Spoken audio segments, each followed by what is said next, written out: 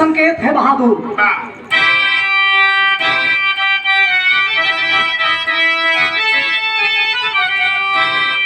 अरे काली बली बलिदान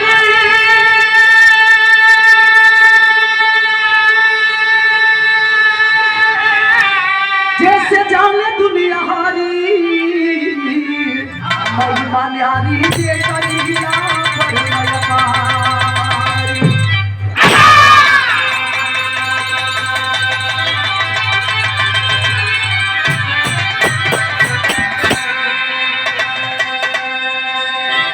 धरती पर कोई ऐसा इंसान नहीं है कि जे अपने आप के सबसे बड़ा नाम समझेला।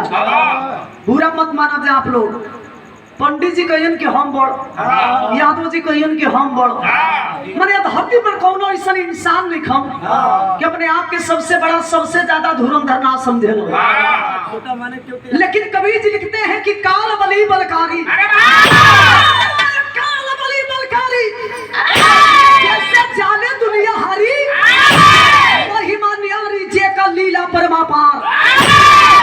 हमारे गीत के अंदर कवि जी टेरी के भाव लिखलो तनी मिजाज बनाए के दे भैया।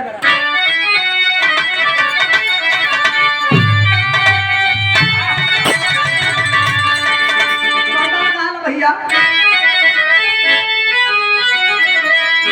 अरे हो नहारी कोई के तारे ना टरी, भैया हो नहारी कोई के तारे ना टरी, मुट्ठी बहुत गई बजाई बहुत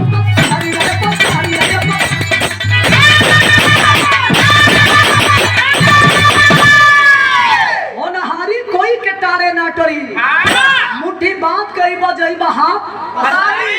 लाख कोशिश करब जो लिखल बा ये धरती पर कोई मिटावे वाला नहीं है। हमारे गीत के अंदर कभी बड़ा पुरान गीत के संकेत कैलो। पुरान गीत मास्टर साहब कभी कभी पुरान चीज बड़ा मजा देला हो। जैसे में लोग प्रतोक दिलन की पुरान चाउर होखे, पुरान मेहरारू होखे। हमरे माता बहन बैठ के बिरहा सुनत नहीं। पुरान चाउर होखे, पुरान लकड़ी होखे, पुरान बकरी होखे। पुरान लकड़ी में बकरी में बड़ा अंतर है। अरे 25 वर्ष से बेचारा पुराने बकरी के चाम आ जौना पुरान मेहरारू के बात बतियावत रहो ई भैया लो ज्यादा जानकार बैठल बनी। जौना घर में हमारे दादी ऐसा पुरान मेहरारू ना होखे, हमारे दादाजी लो ऐसा घर में पुरानिया ना होखे, हमारा ऐसा ज्यादा नौकी पर उतान होता रहो तो हमारा ऐसा जौन बाड़ी से अच्छा 20-22 वाली अच्छा यही उठलिए पे बेच के फुर्र हो जी हंस। तो तोहर बजाई के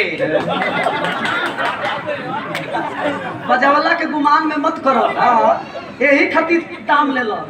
टाइम से तनी बजावल करा।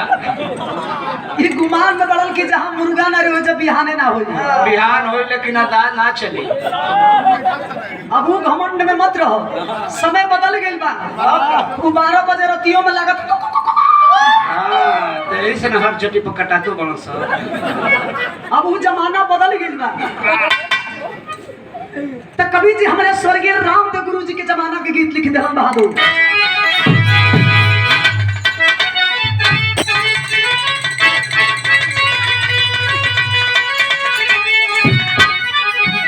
अरे कहावा से जीवा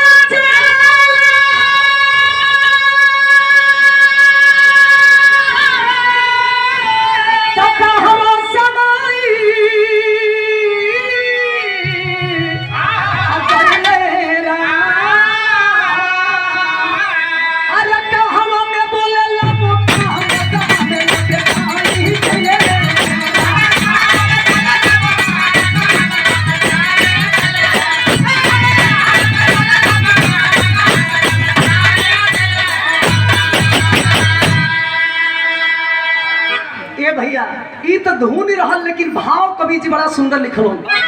इतना भैया चाचा लोग बैठ के सुना तनी। राजा विक्रमादित्य के नाम आप सब सुन ले हो। राजा विक्रमादित्य सोचा तरन के धरती पर हमारा ऐसा कोई है नहीं। रात के समय बा एकदम तोषक रजाई लगाए के चैन से वही बेड पर बैठल बड़न, मने मने सोचत बड़न कि का ये धरती पर हमरो से बड़ा कोई राजा बा। रात कैसहू करवट में बीत गई। सवेर के बेला राजा विक्रमादित्य विचार बना करके इस दुनिया में पता लगाने के लिए चले हैं। और जब पता लगावे चलन तो लिखल गई, राजा विक्रमादित्य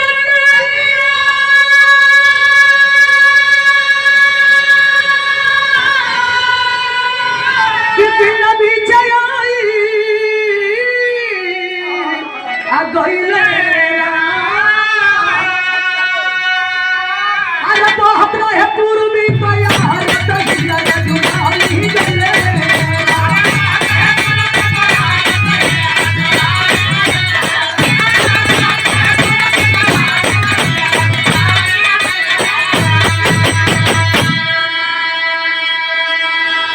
पहले पता लगाई दुनिया में का हमरो से बड़ा कोई राजा बा। राजमहल छोड़ के राजा विक्रमादित्य आगे निकल पड़े। आज जब आगे गए तो लिखल गई का, अरे कुछ दूर भालू का खाने ला जमीन,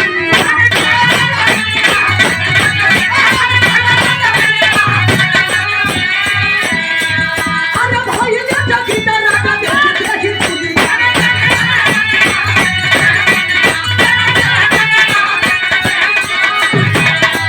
अरे संकट बोली तकिया खबर खाली छिपी करके देखा नहीं हमारा कहियो चल देखा।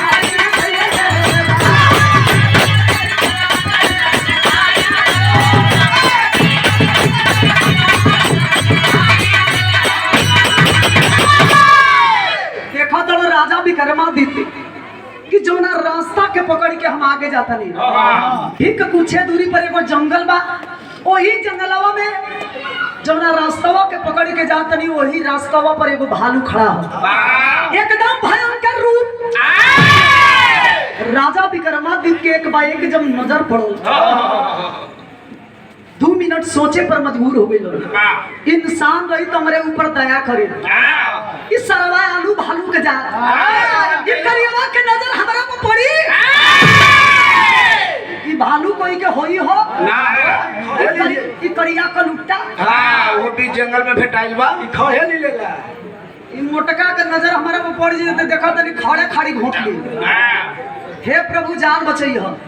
राजा विक्रमादित्य बगल में छोटी छोटी झाड़ी बा, वही झाड़िया में लुकाई गइलन और लुकाई के भालुइया के नजारा देखे लगे। 2 मिनट ना बीतल कि तुरंते भालू से लड़की बन गई। लड़की 18-19 साल के हो, तो तुमका के ठीके हो गई। साला ही उम्र बड़ी खतरनाक होला मास्टर। कैसे हो ये उम्र ऐसा हो चाहे कोई के होके, अगर एकरा में जे अपने आप के ना रोकल भीतर चल गया तो कूल पानी रुका जाए, लेकिन ये पानी जल्दी चोकरत जाने हो बाबू, तो हर भारत गई हुई। समय पाके अब देखा हम नहीं बतावल चाहो, लेकिन इनकर जब चढ़ल हुई ना, दादी के नाती नाथ रानी यादव जी दौरा के धरती से सादर 200 रुपया दे के सम्मानित के लिए बनी। बहुत बहुत प्रणाम। ए बाबू 18-19 साल की उम्र बा। राजा विक्रमादित्य वही झाड़ी में से लुकाई के देखत। ए भाई भालू से लड़की बन गई। अच्छा तो देखत राजा विक्रमादित्य हो देखत लो कि तब तक ले 2 राजकुमार घोड़ा पर सवार होके आवत रहे लो। संगे भाई रहला सा, घोड़ा के रोक दिहलो। जब लड़की के देखल लो, मन ही मन कहत लो कि हे भगवान, कभी कभी तू छप्पर फाड़ के दे। अरे वाह, साला ये लड़की भी ऐसा लड़की जिंदगी में हम ना देखल। लग रहा है कि जैसे जमीन पे कोई परी उतर के आ गई। सुघराई के वर्णन करता लो राम केवल जी। ये फुर्सत के बनावल शरीर, ये फुर्सत से बनावल शरीर रजवा कहत ना सर। साला ये लड़की के आंख जहाँ पे जैसे बड़का आम के फारी हो। साला ओट कतरनी चाहू गर्दन सुराही था साला करिहाई देख के उठा के और नीचे जब नागिन ऐसा बरखा चलती है और नीचे वो नीचे से का मतलब है कहे के मतलब कि वो जंगवा कदरी के खामा लगे हाँ ओकर बाबू फिटर हलन मर गेल वो फिटरी के काम करेला माने नापत नापत मर गई हाँ हो जाई अभी पूरी पूरी जिंदगी बाकी है जौनी पे मारो मत एगो तक गई अच्छा तो आप लोग एने ओने ध्यान मत हटाई जा राजा विक्रमादित्य देखा तड़न कि दोनों राजकुमार रुक गइलो अब वही लड़किया के ऊपर ध्यान लगौले बोलो कभी कभी आप लोग देखले हो कब मजाक वाली बात नहीं की करो कोनो चीज अगर पहले पहले लौकेला मान लो कि हम रोज करिया आदमी देखत है एक बार एक एकदम गोर भभुक्का देख ले तो चॉइस पड़ जाई हमर एक्शन अंदर कैसन होई क्या मजाक एक जना बैठल रहलन देखत नहीं साज रही से हुए तक खाई कार तो कभी कभी ऐसा दृश्य होला दोनों राजकुमार वो लड़की के ऊपर दीवाना हो गए जब दीवाना हो गए तो बिरहा में गीत बदल गए बाहर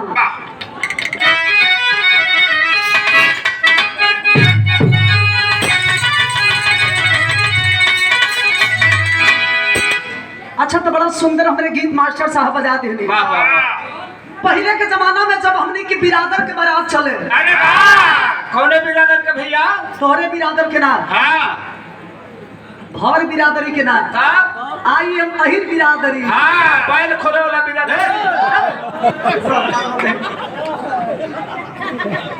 ज्यादा मन बोला है बच्चा तनी होश में हो जा नहीं तो रात के खटिया से टंगा जी को कदा बेला जाई ए घड़ी अहिर लोपने गरम बालो ज्यादा बोलबा दू चार हुरा पार हाँ घरों के खून के जानते बाड़ू तू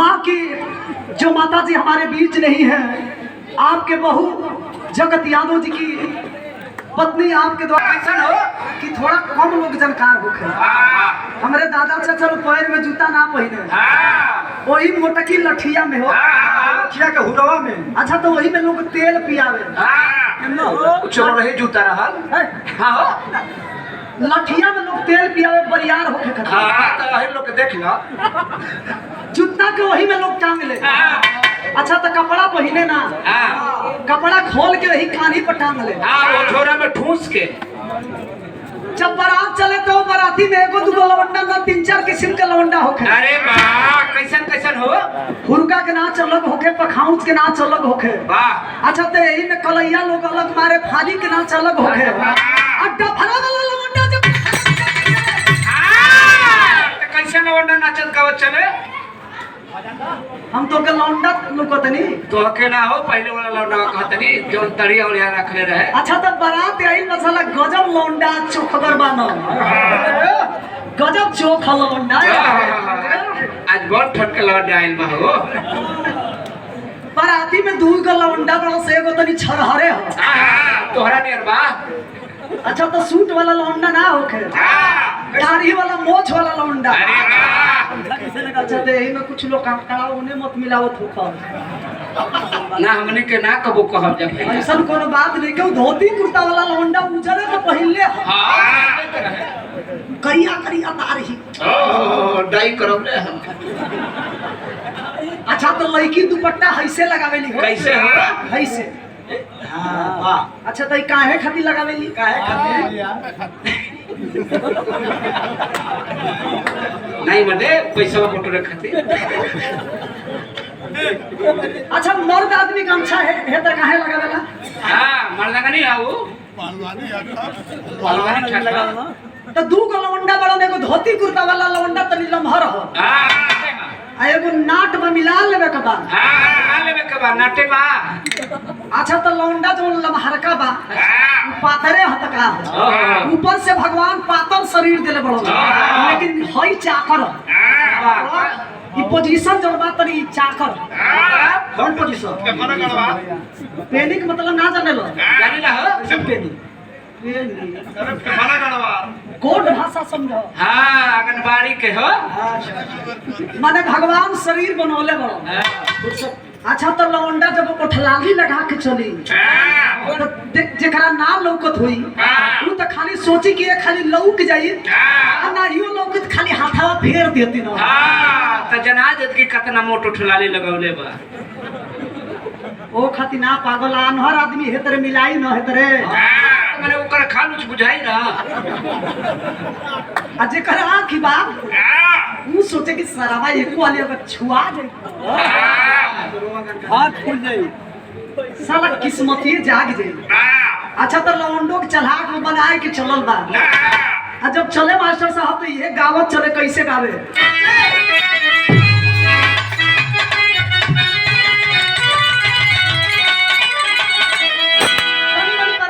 भैया हाँ तो तने हिले लो भैया लौंडा लेके चले हम लौंडा थोड़े हैं अरे ना वही पैसे वाला लोन कहते नहीं हो जो तन की से खा जो डाई वही कहले वही लंडा कहते नहीं दुल्हन के दुल्हा है तेरे मास्टर ऐसन बा अरे तब तो नसीबे खुल गए दुल्हैया जाके रोवत या दुल्हावा चटकल में बोरा भी नहीं बोरा भी नजर रहल दुल्हैया कल तो हर माटी लगा जबे न तबे तो कलम खाली पे पे कइले रहेला सुना तनी कि कलकत्ता में जाई के चटकल में बोरा भी नहीं ऐसा ही बोरा के बिनाई होई ना हाँ गर्दा सड़क गई टीवी हो जाएगी तो बोलो ताई कुर्सियन में खत्म हो जाई रोवत या रो रो के कहे कि अब की बार जइबो त इहे हाल होई का कहे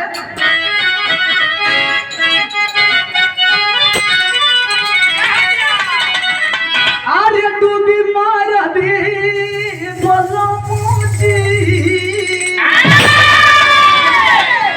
डूबी मार दे राजा जय बजो गुरुबा यही तो लवंडा एंटीना ने टंगले रहे हो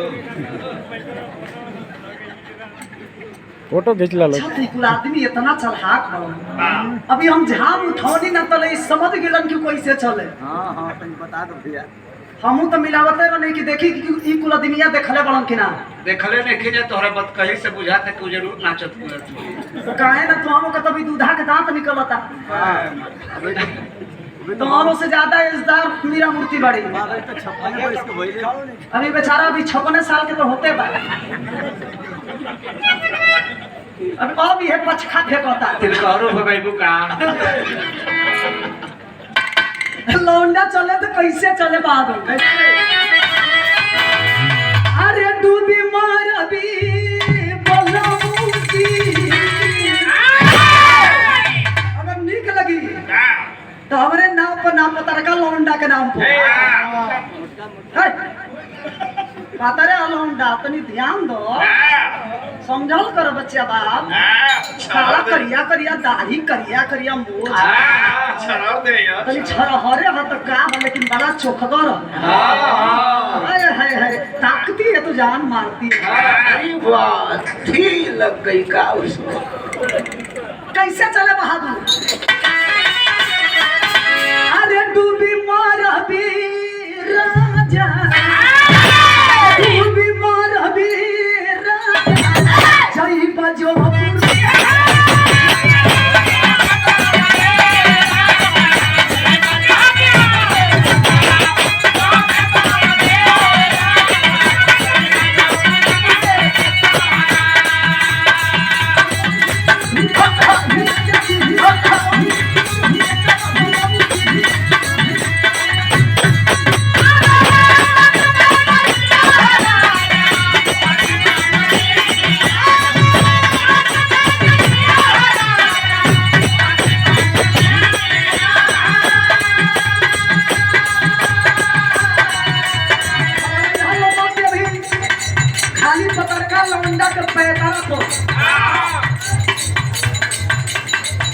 हरिंदर यादव समाज सेवी आदरणीय रुपये सब चलो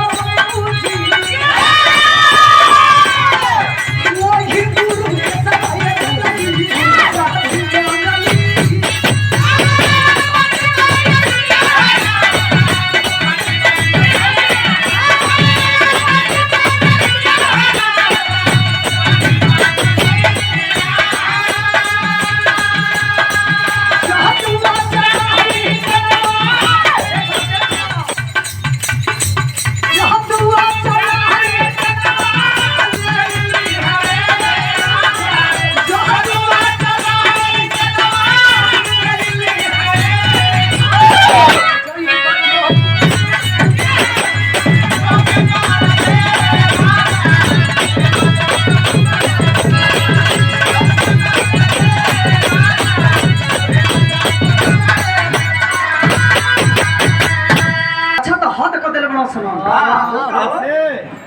इतना अश्लीलता चरण सीमा पर हो गई बा कि गीत परिवार में गावे लायक नहीं खे।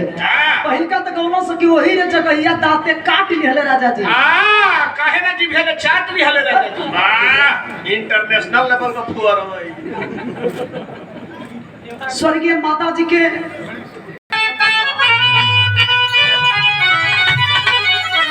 अरे छपर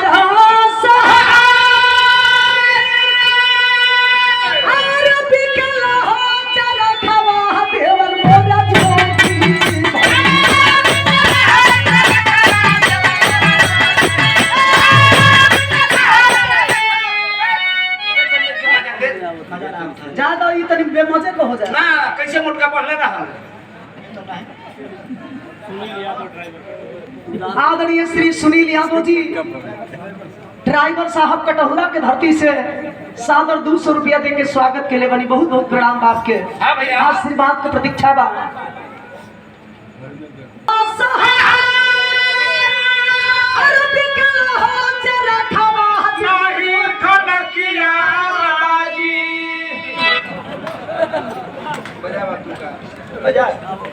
अच्छा तो जाना तनी जे बेचारा काहे नहीं बजावो।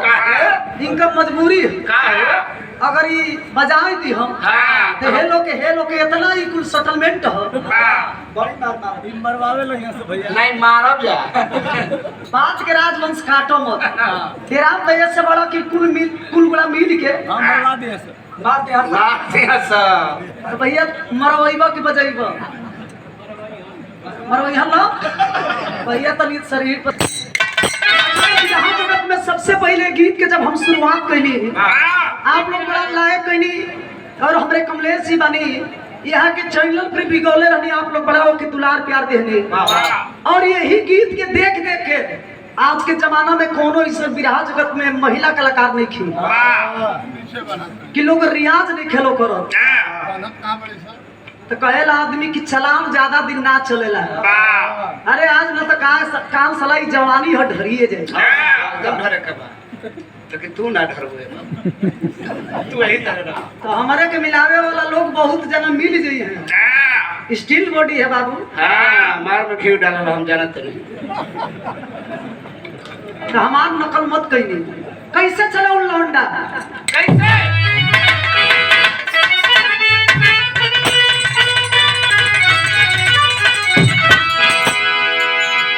ओकर भाव तनी दूसर बा। कैसे ना अरे छपर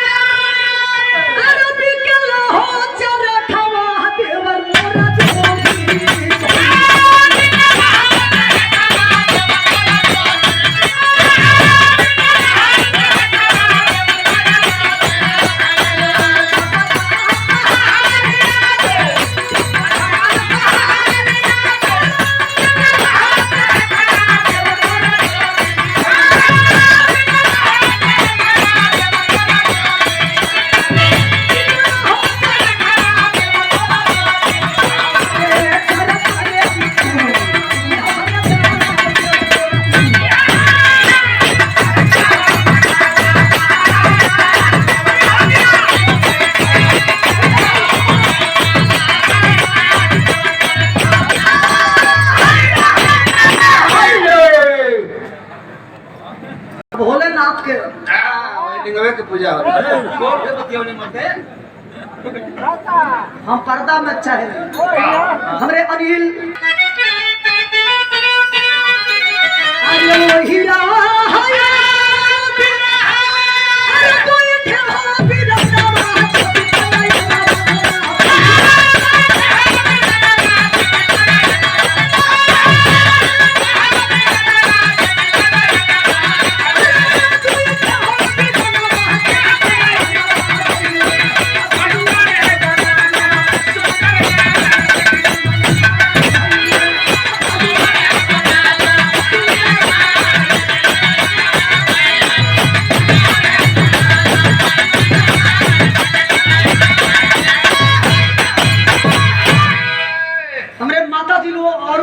बैठ के बिरहा सुना तनी। दोनों राजकुमार दीवाना हो गए लोग। लड़की मेहरारू ऐसा चीज होली कि बड़े बड़े संत लोग के कंठी टूट गई। अरे वाह कतना तो निबी के हलवा खाए लगल। सतयुग द्वापर त्रेता कलयुग से मिला ले जा। महाभारत की लड़ाई द्रौपदी के चलते भाई, सीता जी के चलते लंका में लड़ाई। ये है ना जनत नारद जी के कौन रूप मिला रहा? बानर के हो बानर के रूप। एगो ऋषि रहन जो ना ऋषि के हलवा के भक्त में नीम के लाशा मिल रहा। दोनों जना देखल लो दीवाना हो गई लो। बड़का राजकुमार सोचे कि हमार हो जाई, तू सोचे कि हमार हो जाई, लेकिन लड़की हमारे ऐसा चलहा के जाल मिल की दलाई दोनों लड़ा हुआ। दोनों का मानसिकता खराब हो गया है। ये गलत है। ये हुआ अब सही।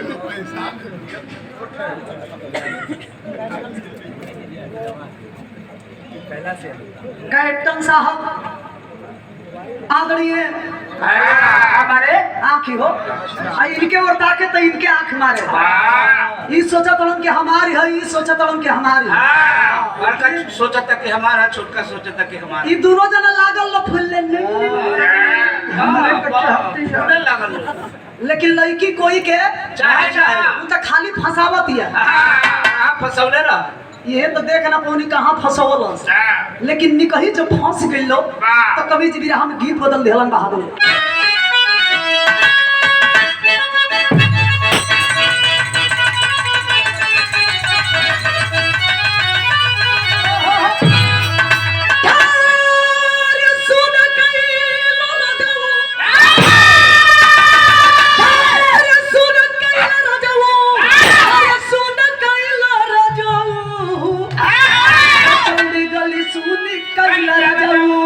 मिर्जापुर के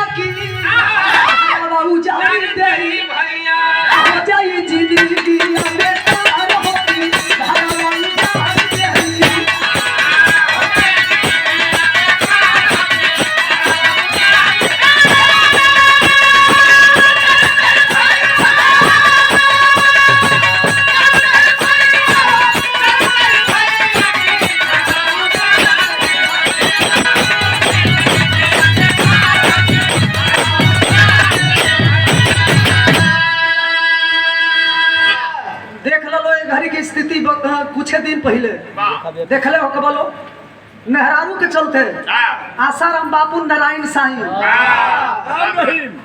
रामपाल बाबा राम रहीम बाबा तो जेल धले हलन। अच्छा तो एगो माता जी आइली हो राधे माँ राधे माँ। बड़का राजकुमार के छोटका राजकुमार समझावा तड़न के लड़की के ज्यादा चक्कर में मत पड़ो, राजबात बेकार हो जाई। लड़की के चक्कर छोड़ा चला राज दरबार चलल जा, लेकिन बड़का राजकुमार के तनिको चैने ना जियत ते करे खातिर मरत ते करे खातिर दीवाना हो गए। आर हो या चाहे पार हो खींच लिए मियां से तलवार जब खींचलन तो लिखे के पड़ल का तिरिया के बात ऊपर भैया लो भैला बचपन के देखिया अरे सनेहिया भूलैला की घर बाबू जान दे हो जाई जिंदगी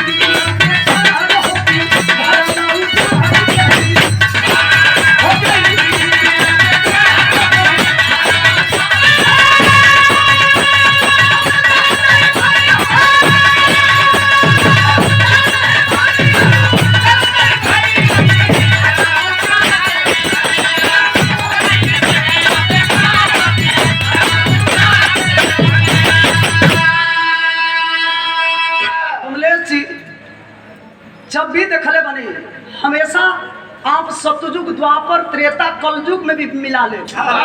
मेहरारू के चलते जब जब लड़ाई भइल बा तब तब नाश भइल बा।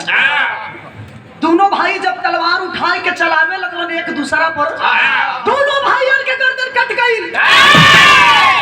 किया देखलस कि मर गेल सके जिया तमाशा। दोनों मर गए और तो जीते देखलस कि दोनों मर गेल स तो लड़की से नागिन बन गई। आ जब नागिन बन गई तो देखा दिया कि एगो नदी बा, वही नदिया में एगो नाई बा, आ नैया पर बहुत लोग सवार बढ़ल। सोचलस कि एकरा से बढ़िया मौका नागिन जाए के नाई पर बैठल। आ जब बैठल है बाबू तो जितना लोग नैया पर सवार रहलन, ये दुनिया में केकरा मुआला से डर ना होला, सबके मौत से डर होला। तुरंते ओह किनारा से जब दूसरे किनारा लोग भइलन तो कबीर जी के बिरहा में गीत लिखे के पड़ल बहादुर।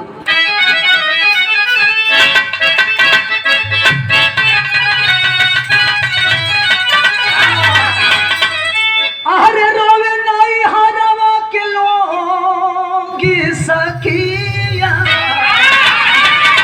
रोवे नाई हरवा के लोग सखिया, दवा करव के पिया बदल दी हरवा के लोग सखिया।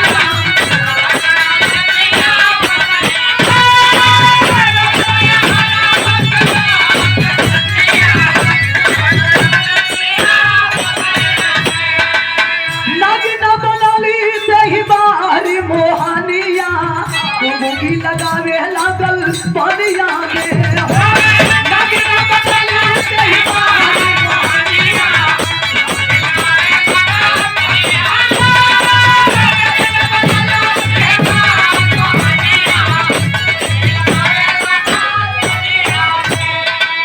नैया पर चढ़ के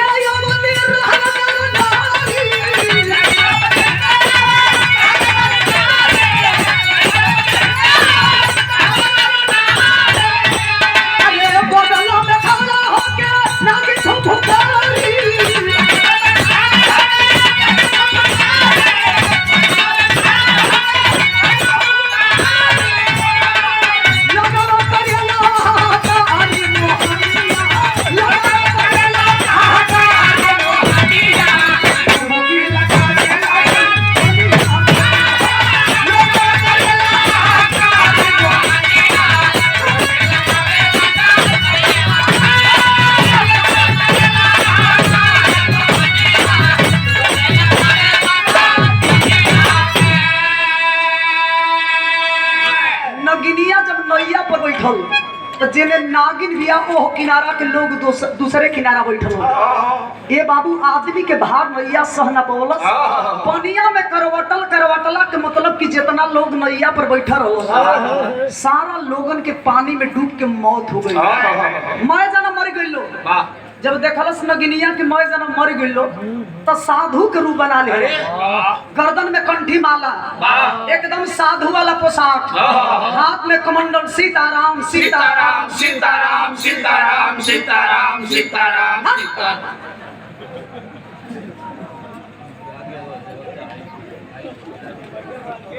सब ना चिन्ह चिन्हे वाला तोहरा के चिन्हे के बाद पैसा लगे। करिया कोट में बड़ा कुछ होला मास्टर साहब, बड़ा दम होला। हमारे ओर से प्रणाम आपके, स्वागत बा महफिल में। नैया पर जब लोग मर गइलन, साधु बन गई, साधु जब बनल तो राजा विक्रमादित्य से बर्दाश्त ना भइल, उठा लेलन हाथ में धनुष बाण, और मन में यह सोचा तड़न कि चलो चल के पाखंडी साधु से पूछब कि अलग अलग रूप बनाए के दुनिया के लोगन के मुआवत काहे हो। हाथ में धनुष बाण, आवाज देते हैं कि पाखंडी साधु जल्द बता तेरा नाम क्या है। अलग अलग रूप बना करके दुनिया को लोगों को मौत के घाट उतार रहे हो। कहा वह काल के राजा, आप शायद मुझे नहीं जानते हैं। नहीं पहचान जानते हैं यह दुनिया के लोग मुझे किस नाम से जानते हैं। राजा विक्रमादित्य कहलन हम नहीं चिन्ह, चिन्हे खातिर नहीं आई, जल्दी बतावा, ना बताई बता आज रेल के मुआई। रेल के मतलब आज इतनी बाण मारब, इतनी बाण मारब मार के शरीरिया के छेद छेद कर दे। तब वो काल रूपी साधु बोल उठा, हमरे बिरहा के लास्ट निचोड़े ही जब सुने वाला भैया लोग से निवेदन बा, काल रूपी साधु बताता है राजा विक्रमादित्य से कि मारने के लिए आप कह रहे हो, दुनिया के लोग हमके चाय के मुआवे न पौलन। हे राजा तू कौन खेत के मुरई बा, तारा ऐसन ऐसन कतना लोग अइलन न कतना लोग तनी सुना हमरे विषय में का बतौलन। अरे छलकारी काहे तू बनला पुजारी, भेदा भाई जदे बहु भाई।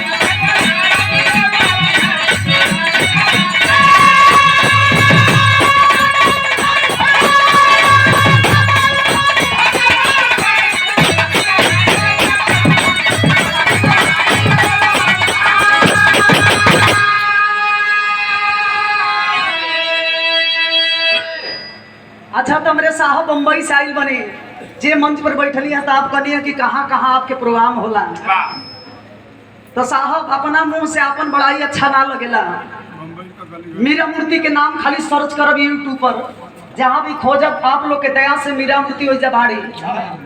ऐसा ही आप सबसे हम निवेदन करब, विनती करब कि जैसे आप लोग हमारे ऊपर आशीर्वाद प्यार बनौले बनी जाए, जब तक ले मीरा मूर्ति रउआ सबके बीच में बाड़ी, ऐसे ही आप लोग दुलार प्यार बनौले रही जाए। आप लोग महान बनी, हमनी के अंदर कहाँ उदम हम, आप लोग जेके चाहनी हो के रामदेव उल्लू बना दिए, नहीं तो उल्लू बना दिहली। 200 रुपया दे के स्वागत के लिए बनी, बम्बई से आइल बनी है महफिल में, आपके स्वागत बा, कोटि कोटि प्रणाम।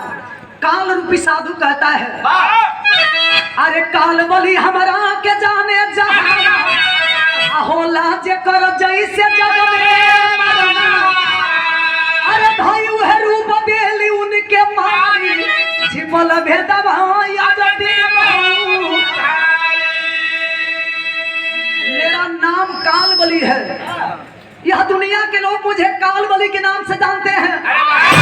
इसकी जैसे मौत लिखी होती है वही रूप बनाता हूँ और वही रूप बना करके उनको मारता हूँ। मर्द होके, मेहरारू होके, जीव होके, जंतु होके, एक आत्मा के अंदर परमात्मा का वास हुआ करता है। काल के चक्कर से बकरी बन सिटी बन के कहल आदमी के फलाना ठई एक्सीडेंट हो गई ना भैया, वो लिखल कोई मिटावे वाला नहीं खे ना भैया, के जनता यही बरगाओ तनी सवेरे टाँच दे बोल दे कब विकेट गिरी कोनो गारंटी ना है। ला मुंह करे का पैसा लेला बोल्ड हो जाएगा।